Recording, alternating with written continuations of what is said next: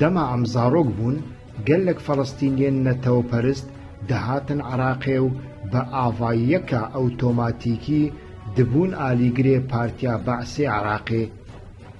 Di destpêkê de gelê Iraqê ji ber siyaseta şer ên dewleta İsraîlî li dijî Felestînyan bi hestên mirovayetî û bi çavên mezin li wan dinerîn. Tevî unîterbûn û navengerî merkezîbûneka hişk ya rejêma Iraqê, rejêma Be'ez heta nîveka salên 1980 hinek destûr dide ku bi rayedarekî hikûmetê re li pişt deriyên girtî axaftin û bi nermî rexne bên kirin. Lê bihatina Felestîniyên netewperist û îstixdamkirina wan di dezgehên ewlehiyê de me dît ku cihê nîqaş, rexne û gazindan nema. Erebên Felestînî her tim digotin hemû cîhan dijminê me ya Ereban e, dewleta Iraqê û Ereb pîrozin em ji xwîna pêxemberan in. Destûr nedidan gel dewê xwe veke. Di dawiya salên 1980 de Felestîniyên tên behezkirin gelek ji Be'siyên Iraqî zêdetir dijminayetiyeka bêwêne ya Şîî û Kurdan dikirin. Paşan mezanî ku ew Felestînî berê ji ber şerê İsraîlê reviyane û êdî nekarine li ser axa xwe şer bikin û têbikoşin ya ecêbtir jî ji bo kuştina cûhiyan û daxwaza dewleteka ji bo Felestînyan hatibûn Iraqê. Ji bo îspatkirina ku ew civakek Erebî ya dilsozê desthilatdariyê ne Felestînyan goh nedidan mafên mirovan û pêdaviyên rojane yên gelê Iraqê. Niha dema ez li hinek Kurdên marjînal ên Bakur dinerim Felestîniyên di nava Partiya Be'sê Iraqî de tên bîra min. Ên ku li Hewlêrê dijîn, an jî ên ku li Ewropayê ne, çi yên ku heta niha nekarine bên Ewropayê dişubhên Felestîniyên ku di nava Partiya Be'z de kar dikirin. Di rastiyê de ev rewş ne tenê bi Kurdan re û ne tenê bi hinek Bakûriyan re snûrdar e. Di nav wan kesên ku Felestînyan teqlîd dikin, an jî dişubhên wan Kurdên Îranê û Sûriyeyê jî hene ku di nava derdorên siyasî yên Hewlêrê de bilav bûne.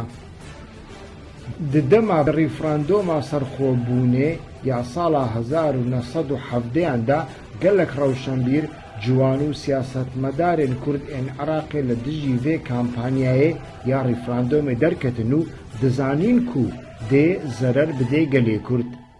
Di destpêkê de diyar bû ku rîferandom serketî nabe û arman jê ne dewleta Kurdî ye. Lê ka em bêjin eger bi ser ketibaye dê çi bibe? Gelo dewleta Kurdî li Iraqê dê neba Qobrisa duwemîn ya Tirkiyeyê? Gelo Iraqa nû ku mafên Kurdan di nava destûr de qebûl kiriye çêtir e an jî qaşo dewleta Kurdî ya Qobrisî? Tê bîra min wê demê welatparêzên wisa ku şîret li pedekê dikirin da ku dev ji rîferandomê berda ji aliyê Felestîniyên Kurd ve bi xaîn xizmetkarê Îranê û Tirkiyeyê dihatin sûcdarkirin. Yên vê sûcdariyê dikin ji Kurdên Iraqê zêdetir Bakurî, Rojhelatî û Kurdên Sûriyeyê bûn. Bêguman di nava wan kesan de ruhê welatparêziyê nîne û nizanin welatparêzî çi ye. Em dikarin bibêjin ku ew li dijî her helwesteka welatparêzî ya di bin navê netewperistiya Kurd û yekêtiya Kurdan dana. Ji bo ku $2 ji pereya dizî ên gel bi dest bixin, di bin navê welatparêziyê vê yekê dikin. Helbet her kes dikare li her cihekî ji bo welatparêzî, azadî û demokrasiyê bixebite. Lê ji bo $2 tu kes nekare li dijî daxwaziya rewa ya gelê Kurd li Herêma Kurdistanê derkeve. Ez bi zelalî dibêjim ku hikûmeta Herêma Kurdistanê nibe hewlên aliyên gendal hat cîhanê. Em nabêjin gelê Kurd li Kurdistanê xwîn kêm daye, kêm êşkişandin. Em hêjî rojên reş ên operasyona Enfalê û kîmyebarana Helepçeyê bibîr tînin. Em dizanin ku gelek karesatên din jî hene, wek jînosîda hinek barzaniyên şêrwanî ku nedixwastin kar û barên olî bi siyasetê re tevlî hevdû bikin û ji tirsa malbata barzanî ya destro reviyan çûn Herîr û Hewlêrê. Lê ew jî ji aliyê Be's ve hatin qetilkirin. Bi qasî van em dikarin bêjin Kurdistana Iraqê ya îroyîn di encama guhortinên din de, ne ji encama siyaseta tevgera Kurdî ya çekdar derket holê. Divê em biwêrin bibêjin ku tevgera çekdar û siyasî ya Kurd di şerê Iraqê û Îranê de li kelekê Îranê bû, li kelekê artêşa Îranê li dijî rejêma Iraqê şer kir. Bêguman hovîtiya rejêma Be'z bêmînak bû, ev kiryar ya bizava Kurdî wek behaneyek ji bo jînosîdkirinê naye qebûlkirin. Lê siyaseta partiyên çekdar li Kurdistana Iraqê bi temametî xelet bû. Rewşaneha ya hikûmeta Herêma Kurdistanê di encama pirizgirêkên siyasî nêvdewletî bi rejêma Be'sê re hat holê, ne ku jîrbûna siyasî ya partiyên Kurdan. Piştî serheldana gelê Kurd a li dijî rejêma Be'sê di sala 1991 de hêzên navneteweyî xwastin saheyek nû vekin da ku Kurdan li dijî dewletên netewî yên herêmê bikarbîn û bi vî rengî daxwaza xwe li dijî wan dewletan feriz bikin. Helbet Kurd dikarîbûn vê avantajê ji bo dîmokrasî li hemî beşên din a Kurdistanê bikarbînin. Dewletên netewî yên herêmê bi taybetî jî Tirkiye û Îran bi şertên ku havkariya siyasî ya di navbera Kurdan de ji bo kuştina hev werê bikaranîn destûr dan ku hikûmeteka gendal a Kurdistanê bê ava kirin. Yên vê rastiyên dîrokî nizanibin, nikarin analîzekî rast bikin û dê her tim bikevin xefkên ku hatine çêkirin. Lewma divê em bibin xwedî helwesteka serbexwe. Nêrîneka serbexwe ew e ku mirov hewl bide xwe ji nêrîneka ûnîter a dewleta netewî û netewperstiya tund a nijadperist û mezhebî ya Rojhilata Navîn dûr bixe.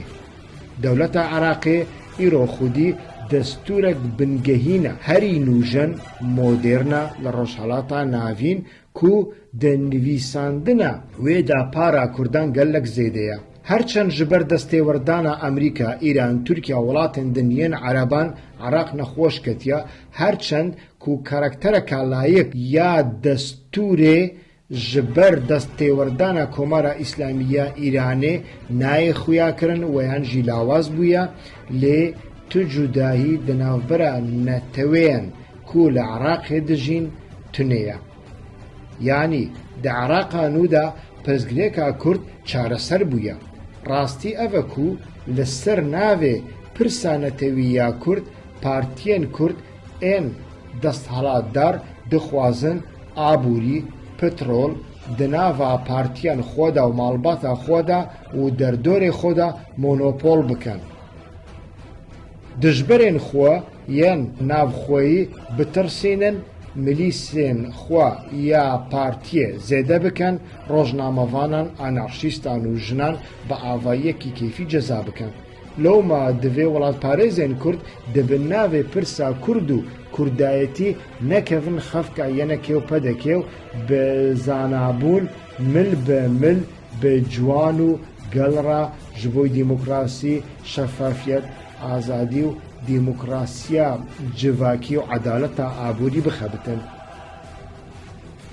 Pirsgirêkek din jî ew e ku akademîsyen û partiyên Kurdan û nekurd newêrin leser Kurdayetî di nava kewaneyê de paradîgmeya tevgera netewperstiya Kurdî bixebitin. Kurdayetî ku qismî ji aliyê Qadirî û begiranî ji aliyê Şêxên Neqşbendî ve tê rêvebirin, ne xwedî fikra bajêr û dewletê ye. Eqlê axa eqlê gund e. Di gundekî de du axa nikarin bi hev re bijîn û pêk vebikin. Bêguman axayek divê axayekî bikuje an jî ji gund derbixe. Lewma partiyên xwedî paradîgmeya Kurdayetî nikarin bandora serok û partiyeka din a Kurd li du parçeyên din a Kurdistanê tehemmül bikin. Sedema ku partiyeka Kurdistanî dijayetiya partiyeka din a Kurdistanî dike û di wê baweriyê de ye ku divê bi destê dewleteka dujmin alîkarî bike da ku ew partî û hejmûna wê têk bibe paradîgmeya Kurdayetî bixwe ye. Niha jî berêya Kurdên Filistînî li dijî HDP gotinên nebaş dibêjin û heqaretê li projeya birayetiya gelan dikin. Helbet mafê Kurdan e ku rexne li partî û civaka Tirk bigirin ku dibin bandora dewlet û netewperstiya Tirk dana. Lê êrişkirina çepgeran û kesên ku dixwazin li Tirkiyeyê modeleka siyasî ya nû bi Kurdan re çê bikin tê watayê xizmeta Recep Tayyip Erdogan û Turanîzma İslamî. Li vir em dikarin bibînin ku fikra Kurdayetî li ku çawa dikeve xizmeta Erdogan.